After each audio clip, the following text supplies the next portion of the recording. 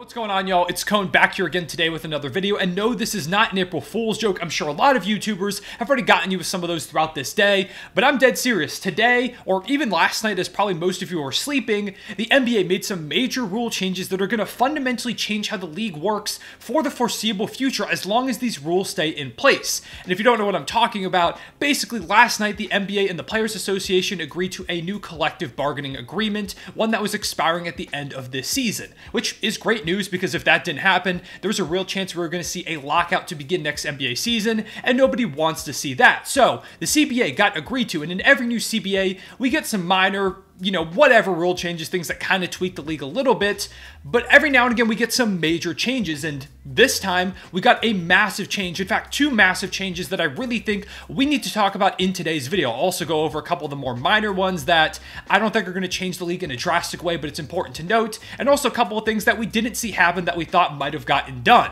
With all that being said, I'm going to go ahead and get right into it. The first big change that the NBA made, and it's probably the one that you've already heard about at this point, is the addition of a mid-season tournament. Yes, starting next year, this isn't something that's coming in like 4 or 5 years. In the 2023-2024 NBA season, there will be a mid-season tournament, and this is something that we've kind of known was coming for a while. Adam Silver has talked about it publicly a number of times, saying that he thinks it's a good idea to kind of spice up the regular season, make some of those games matter a bit more and raise the stakes to keep fans interested all throughout the regular season. Now, for me personally, as a diehard basketball fan, that's never a problem, but for the more casual fans, it's something that just kind of keeps them a bit more involved. And there have been a lot of split opinions on this, but before you go ahead and make your decision, let me explain kind of how it's going to work, or at least this is the framework that we've heard about a number of times. The way that theoretically it's supposed to work is that tournament games will be played through the month of November, and the tournament itself will probably finish up before Christmas, so it's going to be within the first few months of the season. And basically all the cup games, or like pool play games that decide who actually makes the tournament, are just going to be regular season games. So there's not going to be any additional games to make this tournament happen. It's not raising the number of games from 82 to say like 90 to make room for this mid-season tournament. It's all going to be inclusive in the regular season itself. So say for like my Thunder, we play like 10 games over the month of November that decide our record for these cup games. And eventually the teams with the 8 best records in this cup phase, I guess is what we can call it, will end up making a single elimination tournament that they play it out, and in the end 2 teams face off in the championship to decide the winner of the mid-season tournament. And those 2 teams playing that championship game will each end up playing 83 games on the season. That's the only one that's going to provide an extra game over the course of the year. So like I said, it's not drastically increasing the schedule. It's only 1 game for the 2 teams that do end up making the finals. According to Shams, every single player on the winning team is supposed to receive a $500,000 bonus. I also thought I saw somewhere that coaches also are going to get some kind of monetary gain out of this, and I'm sure there will be some type of trophy for the winning squad. So that's kind of the format of the mid-season tournament, and most people on Twitter are being very negative about it. They're saying, why do we need this? Nobody asked for this. Instead, we asked for this, that rule change. And I understand why people are a bit pessimistic, because it does feel very weird for the NBA, especially because the regular season, for the most part, has hardly ever been touched over the course of the NBA's existence. It's almost always been 82 games, you play through everything, and at the end, there was a playoff with 8 teams in each conference. Recently now with the play-in tournament, it's technically 10 teams, although 8 only make the traditional playoff format. So there have hardly been ever any real changes outside of that play-in tournament that have affected the way that the NBA season works. It's something that has kind of been set in stone for forever. So this is a massive shift from that, and most people are saying that their biggest concerns are that, one, most players won't take it seriously. They're not going to really care because obviously the Larry O'Brien and an NBA title is the #1 goal for most players, especially guys like LeBron James, for example, who've been in the league for 20 years. They probably won't care too much about this mid-season tournament. It's something that's brand new, and sure, it's interesting, but in the end, his goal is to win titles. He wants to stay healthy, so maybe he'll end up sitting out of these in-season tournament games. Same with some of the other top stars in the league, and people are just overall worried that it's going to turn into a bunch of role players playing alongside each other to try and win this tournament with none of the league's big stars included. But me personally, I'm pretty optimistic about the idea of this mid-season tournament. I actually think it might be a decent success, and you might think I'm crazy, but let me explain. As you probably know from maybe watching my play-in tournament video that I made a few days ago, I'm a big fan of the play-in. I thought it was a great idea to raise the stakes of certain games in the regular season, and I think the mid-season tournament does the exact same thing. Additionally, while some people are worried about stars potentially sitting out for this tournament, I don't think that's going to be the case since it is now integrated into the regular season itself. So if it was its own removed thing, like say halfway through the regular season, we took a break from regular season games that counted towards your conference standings and just played the single elimination tournament between every NBA team, yeah, Stars would probably sit out because why would I risk injury in these play-in tournament games when I have to worry about the playoffs themselves? Like getting the Larry O'Brien is still going to be the ultimate goal. But if it's now integrated into the regular season, these games matter for your eventual playoff standings to actually make it and say potentially be a 1, 2, or 3 seed, even a 4 seed to just overall secure home court advantage in the playoffs. So if a guy like LeBron is heading into one of these games, sure, it may count for the midseason tournament, but he's not going to sit out just because of that, because it could be a high-profile matchup that actually means something for him and the Lakers making the playoffs or at least getting one of the top seeds in the conference.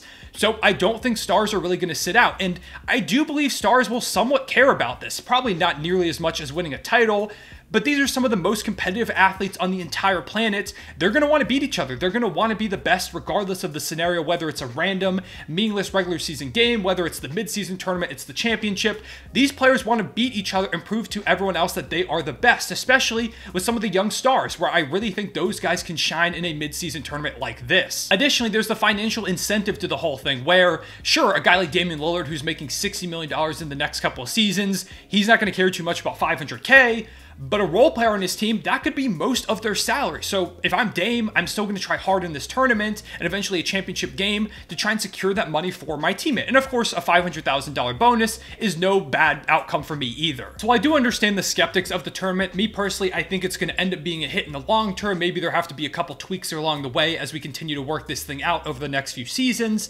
But eventually, I think the midseason tournament is going to feel like a pretty integral part of the season, and most people will actually end up liking it. So that's the biggest change that this new CBA brought around, but there's also one more really significant one that we have to talk about, and that's a shift to the award races. Now with this new CBA starting next season, an NBA player will have to have played 65 games at least to end up qualifying to win the major awards, and this consists of everything from MVP to Defensive Player of the Year to Most Improved Player, Rookie of the Year, all the way to the All-NBA teams, and I'm guessing that means the All-Defensive and All-Rookie teams as well. This is a major change because there has never been a limit on games. It's always been a conversation of how many games should a player play before they have to, win MVP? How do we rank a guy who is a little bit better but has played less games versus a guy who's been a bit worse but has played a lot more games? It's always been a part of the major award discussions, and now the NBA is basically saying if you don't play at least 65 games, voters can't even pick you to win these awards. You were straight up eliminated from contention.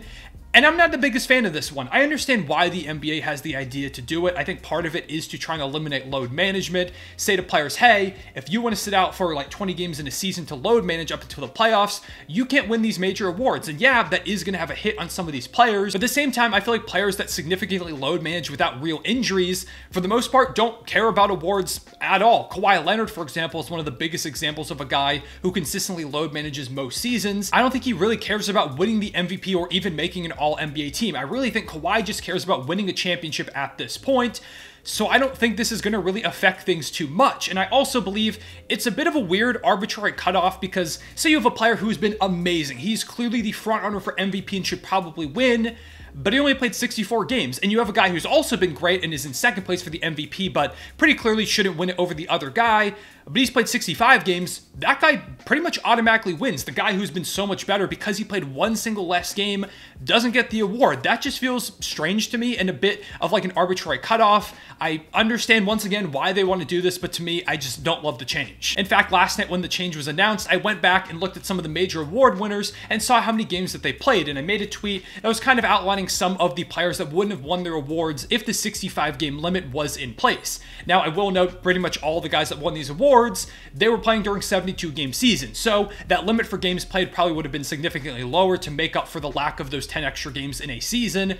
But I just thought it was kind of a fun thought experiment to look at how the awards would have changed. Once again, I'm not saying that these should have been changed, I just thought it would be kind of interesting. And to bring it forward to now, if the rule were in place for this season, Damian Lillard, Steph Curry, LeBron James, Kevin Durant, and Ja Morant would all be ineligible for All-NBA. I don't think that's the best solution. I feel like at least one, if not multiple of these guys should end up making those teams. But once again, let me know your opinions in the comments. What's up, y'all? It's Cone here from the future. I recorded this entire video and then we got more news as I was actually out hooping for a little bit post-recording. So here I am recording again to go ahead and fill you in on the rest of the news. But there's some big updates, including the fact that now all NBA teams going forward are going to be positionless. This means that no longer are we going to have scenarios where last year, in fact the past 2 years, Nikola Jokic was on all NBA first team because he won MVP. But Joel Embiid was on All-NBA second team despite finishing second in MVP voting both of those years because, like Jokic, he was also a center. Now, just the top 15 players in the league, regardless of their position, will be ordered top 5 to top 10 to top 15 on the 3 teams.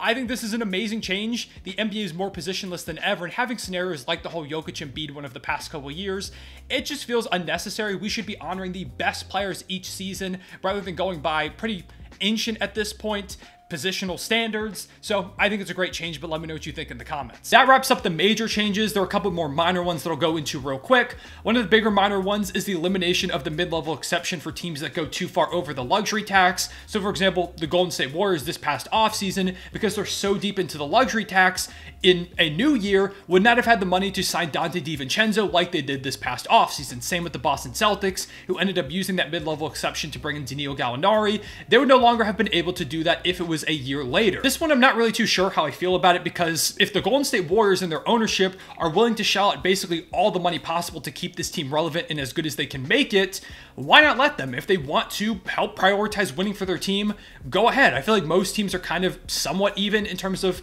what they can do financially. I know some owners are richer than others, but at the same time, I feel like you shouldn't really penalize an owner for wanting to spend as much as possible to help his team win. But I will say that I understand it from the perspective of trying to help maintain parity in the league. If you've got one owner that just has way more money than everybody else, they could just continuously keep spending more and more to make things really unfair for the rest of the owners that don't have as much. Although I will say, like I mentioned the 2 moves a second ago with the Golden State Warriors bringing in Dante DiVincenzo and the Boston Celtics bringing in Danilo Gallinari, even if Gallo didn't get hurt, I don't think either of those moves make them like prohibitive championship favorites. I mean, you see with the Warriors right now, they're fighting to stay out of the play-in tournament. Even if they weren't able to bring in Dante DiVincenzo, they still weren't going to be amazing. So yeah, I don't know quite how much this is actually going to impact the league. It's just interesting. Coming from the future here one more time, we've also got some more updates on this situation with teams that go past this financial threshold.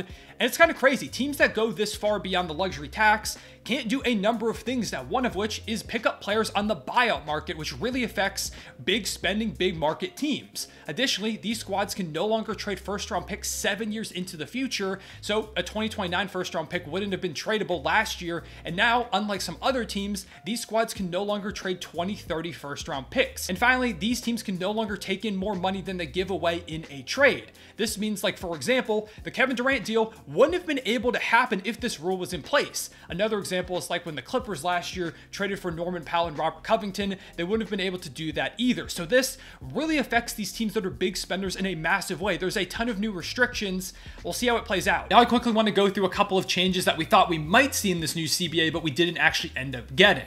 The biggest one is that there's no change to the one and done rule, meaning that players that want to come into the draft still have to spend at least 1 year removed from high school before being able to do so. It seemed like there was a lot of momentum in the past few years building towards potentially the NBA getting rid of that rule and once again allowing players to just enter the NBA draft straight out of high school again. But it didn't end up happening, and so things kind of just stay the same. I believe the CBA is going to last for at least 7 years, so it'll probably be revisited towards the end of the decade. Finally, there was no talk of expansion in this new CBA, something that a lot of people have been talking about for quite some time now, but Adam Silver, when most recently asked about it, if I remember correctly, said that he felt like it was still like 7 or 8 years out, which makes sense when we take a look at this new CBA being now about 7 years long. I think there's a opt-out after 6 seasons, so it could be that short, which I'm guessing around that time we'll probably get more talk about expansion, and most likely Vegas and Seattle will end up getting teams by the end of the decade. But yeah, those are the major changes coming through this new collective bargaining agreement. Let me know in the comment section below what you think about these changes, everything from the mid-season tournament to now the awards qualifiers, and even the smaller changes. Let me know what you think. What more changes would you like to have seen the NBA make, and what things were just unnecessary? With all that being said, I appreciate you watching. Like I said earlier, please leave a like and subscribe if you enjoyed the video. It helps the channel out a ton. I'll see y'all later. Real one, say it back.